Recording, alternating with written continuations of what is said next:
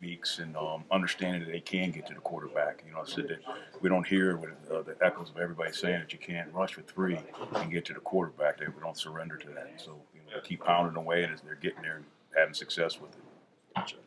This week against Kansas State, how do you guys attack their, power run game and what they do with their quarterback running the football? It's like most run games, you got to be really good in your fits, because he's back there in a gun position and he's got vision and can make cuts at any time. You've got to be real disciplined in your gap control, gap integrity. Do you use bigger personnel this week? Or you stick with the same guys? Of course, we ride. Are they a lot like Texas in terms of what they do? Because that's the other power run game I can think of you guys have played. There'll be some similar blocking schemes, so there'll be some carryover from in that regards. But they're kind of unique. They've got a good scheme. They've got a good combination of their blocking schemes. They understand how to attack defenses. They got a real smart offensive line that know how to adjust to different defenses and can make adjustments on the move better than most other offensive lines. How much are you guys encouraged to get into the backfield versus just kind of holding their place and kind of disrupting the gap? Well, it's a combination. It's all about situation awareness. It's down and distance. It's there's certain blocking schemes that come to you. You want to be gap first, but there's no question we still want to be aggressive and attack the line of scrimmage. So you want to have a combination of it. Is there one that, are you a team that's pretty aggressive about getting upfield then?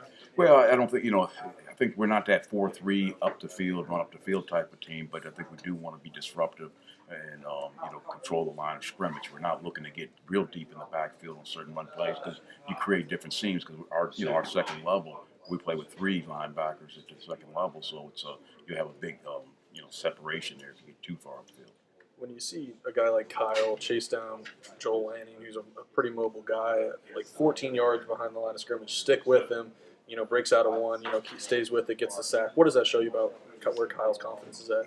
I think they're doing a really nice job of finishing, tackling. As you look back early on in the year, one of the things where we were being disruptive, but yet we weren't getting them down. And, and then when we look at the number of sacks we didn't have early on, we weren't finishing it. Now the guys really understand it. That became unacceptable, and now they're getting the job done.